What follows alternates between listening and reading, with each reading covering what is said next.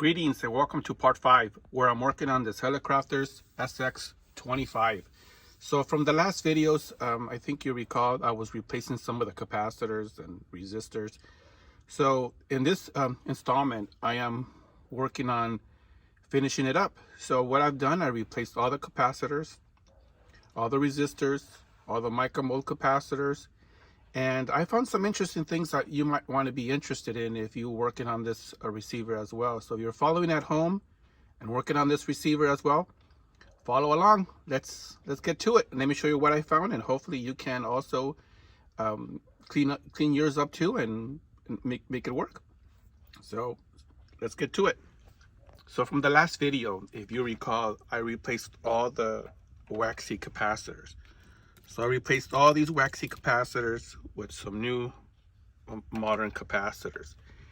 And inside, all the way inside, you can see there's a couple of capacitors that need to be replaced. So if you're also replacing your capacitors, make sure you get in there. There are a couple of capacitors way inside. I mean, it was a pain in the rump to go inside and get the soldering iron way in there. To start removing components. So like there's some down there. So here's where I'm at. I replaced all the capacitors and all the resistors and all the micromold components. I cleaned it up as the best I could. So as you can see, everything is, all new components have been replaced.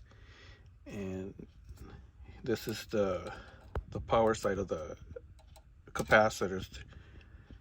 Here are my high voltage capacitors, and I still use the same ones that are noted in the schematic. A 10 ohm, a 10 microfarad, what's it, 10 microfarad, 30, come on focus, 30, and so on.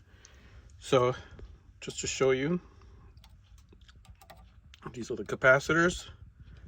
This is the old capacitor, which I went ahead and cut the leads and had some standoffs. And how I did it, if you can notice, I soldered some with a high wattage soldering iron. I was able to solder a standoff, added this capacitor.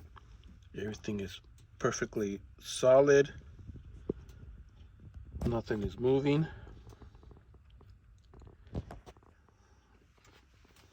So another thing I want to talk to you about is this something in the what I found out is called gimmicks. And gimmick is a type of a couple of leads of wires stringed together to form some sort of capacitance. So this wire here that leads, this is the CW oscillator coil. So this wire leads here, it goes into here, and it's just wrapped around this lead right here. So this is what they call a gimmick. They're trying to introduce a capacitance of about between 1 microfarad to 5 picofarads. So that's what they're trying to do. I'm not sure why they didn't use a regular capacitor. Anyways, so this is what it is. This is just pay attention on your Hallicrafters. This is a wire here that wraps around here. Don't just take it apart and think, well, what the heck this is. This is an actual capacitor. That's one. And if you come over here, I found another one right here. So this one goes all the way, and let's see how it wraps around here. So they're introducing maybe like a 2 or 3 or 4 picofarads capacitance. If you come over here, excuse me, same thing here. So yeah, that's where I'm at, and I want to show you all the other components. These are all the components. Now, something very interesting I found out. I tested all these capacitors for leakage. These are fine. This one right here has major leakage. Let me show you real quick. A lot of folks say, oh, why did you change the micromold there? They don't go bad. Well, let me show you. This capacitor right here was in a in one of the coils. So let me show you.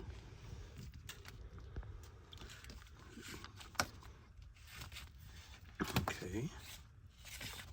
Hold on, come on, stay over here. Okay, so I got that there. Turn this on. 200 volts. Let's crank up the leakage. Look at that. At 220 volt, it's leaking. Whoa. Let me bring it down.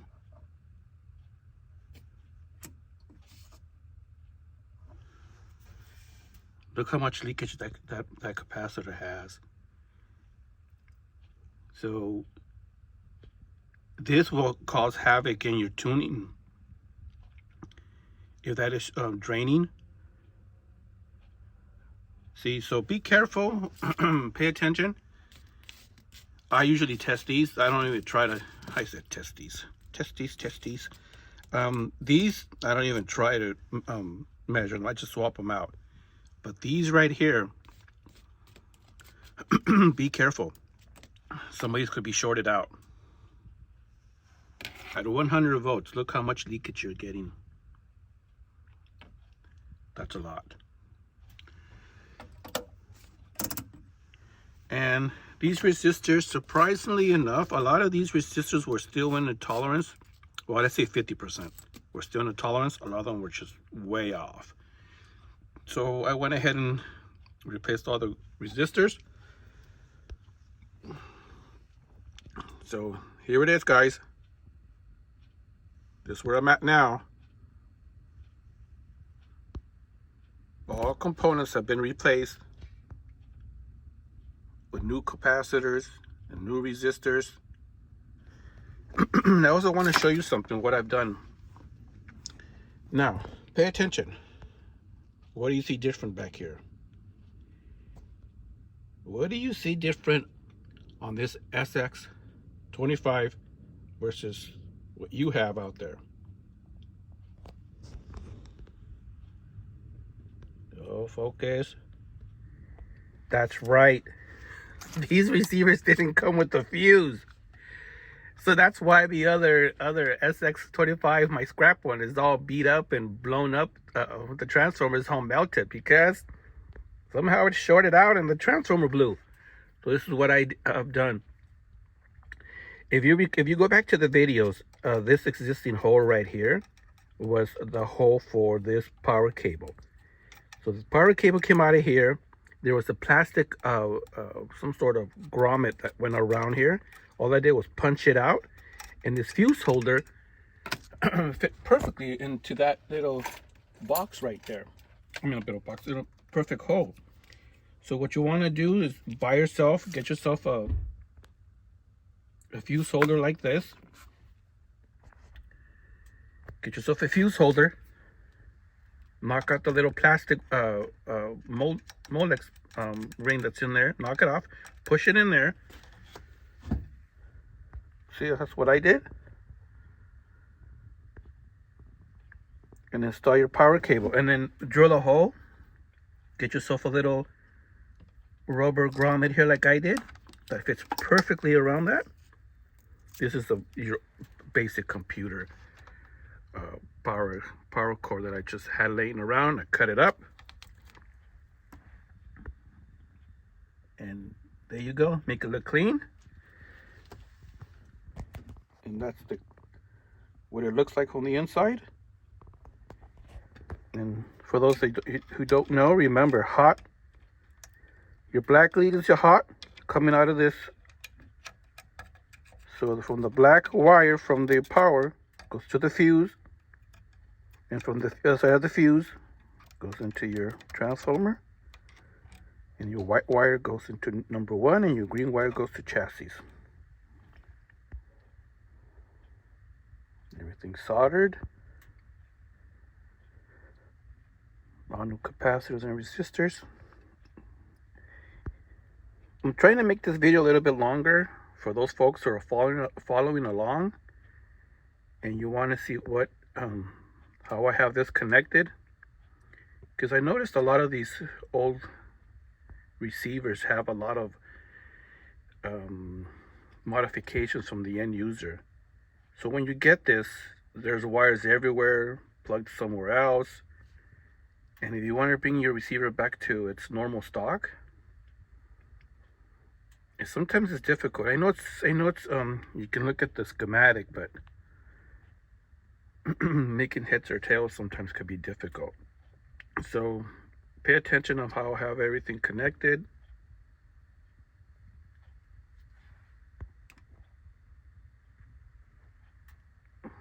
So there it is.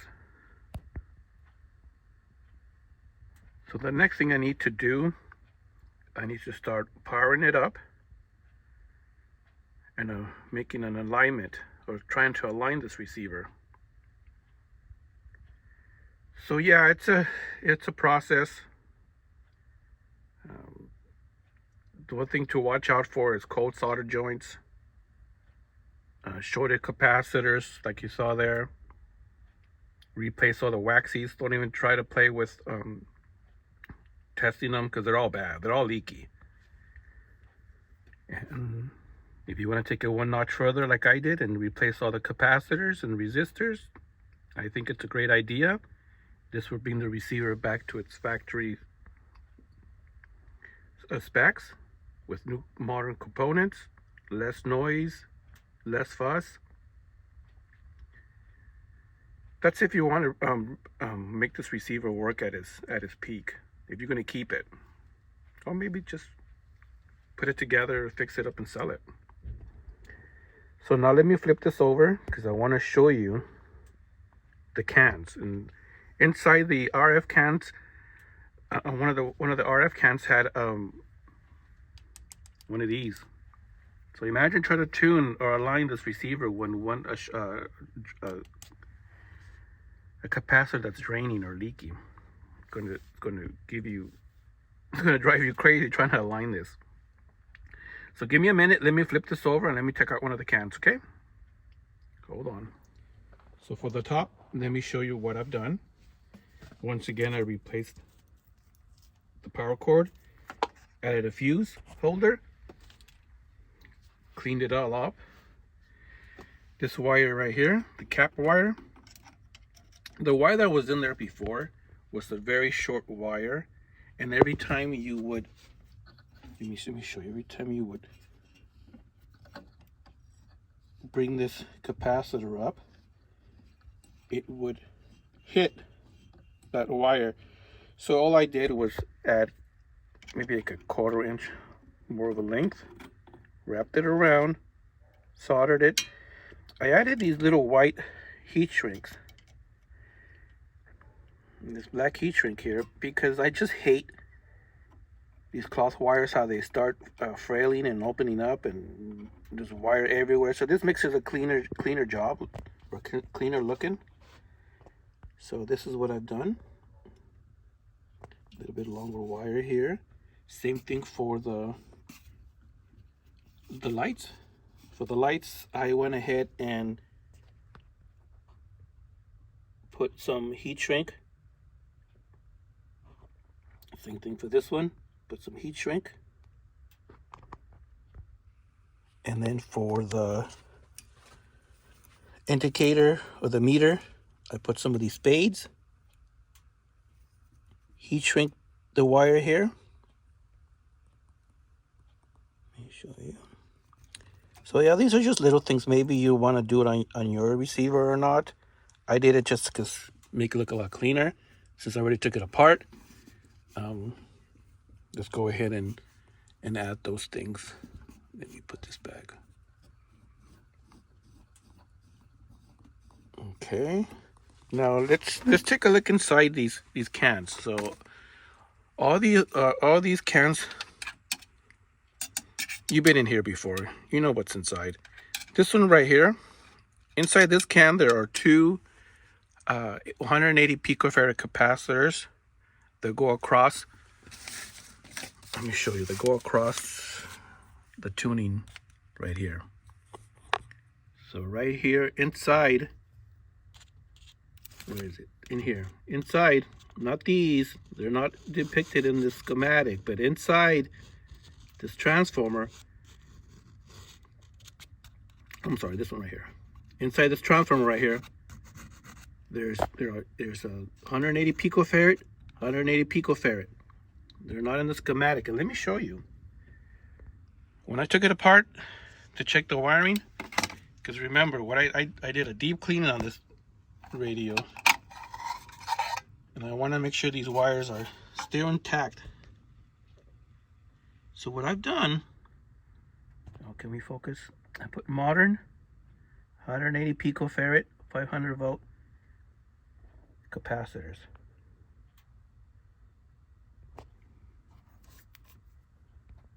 So I tested the wires. The wires are fine on all of the these transformers.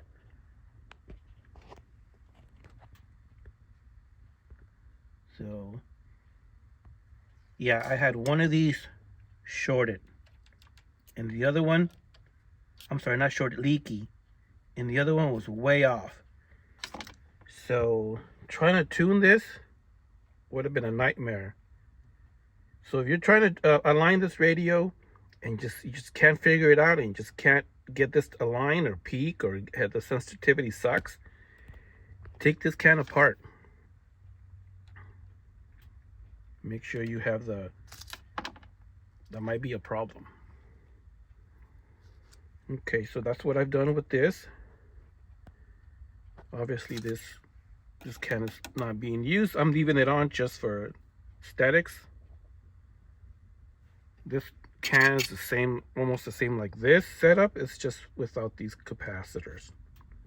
So if you're gonna, if you take this apart and you want to do it yourself, you better be careful. You better know how to solder, because if don't know how to solder, you will damage that little, fray that little wire. The hairline with the lint wire, as you can see, there's how soft that is, and how like a human hair. So make sure if you're going to take this apart, you know how to solder, because you will have a bad day if that wire breaks. So yeah, that's where I'm at now. The next step is putting this thing, powering it up. Oh no, the next step is testing the tubes. I'm gonna test these tubes. I have a Hickok tube tester. I'm gonna make sure I have fresh tubes, or clean tubes, or working tubes. Then I'm gonna power it up and try to get this thing to here, to see if we hear any static off of this thing. So thank you all for joining me, and I know some of my videos are pretty long and kind of redundant. That's on purpose, because a lot of folks out there are asking me just make them a little bit longer, because they're working on their receiver and they just want to see how my receiver, the wiring compared to their wiring. And a lot of folks are very visual, so they want to see, they just want to see how things look when they're working on their receivers. So yeah, that's where I'm at. Next video, I'm going to power this up. So there you go. Look at all this. Oh yeah, by the way, I cleaned these. And if you notice, these diodes have a kind of like a burn or a tan mark. And I'm assuming that when this thing was setting or put away, the receiver was put away, the diode must have been like this, and there's maybe sun or light that kind of darkened this. Same thing for the other one. You can see how that darker side, it doesn't affect anything, it's just a visual thing. I mean, yeah, I wish it would have been a lot cleaner on both sides, but hey, it is what it is. So thank you for watching. The next video, I'll put something together and show you where I'm at. Talk to you soon. Thanks. Bye-bye.